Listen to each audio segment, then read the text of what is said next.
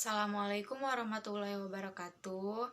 Perkenalkan, nama saya Lutfia Sanusi, NIM 211340118, mata kuliah pengantar psikologi, dosen pengampu, daerah Ibu Eni Nurani MSI, Prodi Bimbingan Konseling dan Islam, Fakultas Dakwah, Universitas Islam Negeri. Yang pertama, sebutkan pengertian emosi, bentuk emosi, dan bagaimana cara memanage menurut analisis saudara. Jawabannya, emosi adalah kumpulan perasaan terhadap sesuatu yang dipengaruhi subjektivitas kita, respon tubuh kita, dan respon perilaku kita. Bentuk-bentuk emosi yang dijelaskan hal itu antara lain yaitu takut, sedih, jijik, bahagia, dan senang. Selalu sabar dan selalu berdoa agar tidak ada pertengkaran dan kemarahan. Yang kedua, apakah yang disebut dengan motivasi dan apa pengaruh motivasi terhadap perilaku seseorang? Motivasi didefinisikan sebagai dorongan. Dorongan merupakan suatu gerak jiwa dan perilaku seseorang untuk berbuat, sedangkan motif dapat dikatakan suatu driving force yang artinya sesuatu yang dapat menggerakkan manusia untuk melakukan tindakan atau perilaku. Motivasi terhadap perilaku seseorang bisa meningkatkan semangat untuk menggapai sesuatu dalam hidup. Yang ketiga, sebagai seorang konselor, mengapa ilmu pengantar psikologi amat penting dalam bimbingan konseling Islam di masyarakat? Psikologi dalam bimbingan dan konseling sangat penting. Bagi konselor juga berguna akan setiap guru.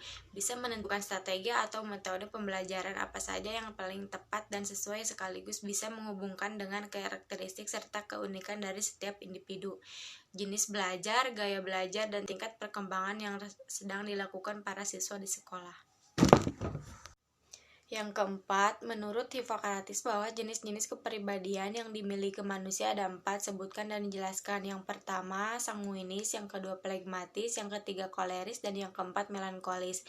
Yang pertama, yang sanguinis. Orang dengan tipe kepribadian sanguinis cenderung hidup optimis, ringan, dan riang. Tipe ini juga menyukai petualangan dan memiliki toleransi tinggi akan risiko. Yang kedua, phlegmatis. Tipe ini biasanya mencari keharmonisan antar pribadi dan hubungan dekat yang membuat orang-orang phlegmatis menjadi pasangan yang setia dan orang tua yang penuh kasih.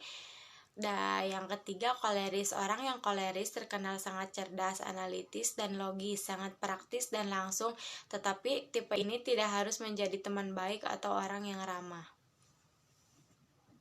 Dan melankolis. Tipe melankolis rata-rata mencintai keluarga dan teman-temannya, tidak seperti orang-orang sanguinis. Melankolis tidak suka mencari hal-hal baru dan petualangan, dan bahkan cenderung akan sangat menghindarinya. Dan yang terakhir, kelima, apa sajakah faktor-faktor yang mempengaruhi perkembangan seseorang dari masa remaja sampai dewasa akhir? Jelaskan dan berikan contohnya. Sebagai sebuah tahapan dalam kehidupan seseorang yang berada di antara tahap anak-anak dengan tahap dewasa. Periode ini adalah ketika seorang anak muda harus beranjak dari ketergantungan menuju kemandirian, otonomi, dan kematangan. Masa remaja juga bisa dikatakan masa transisi atau peralihan dari masa anak menuju masa dewasa. Pada masa ini, individu mengalami berbagai perubahan, baik fisik maupun psikis. Terima kasih, sekian dari saya. Wassalamualaikum warahmatullahi wabarakatuh.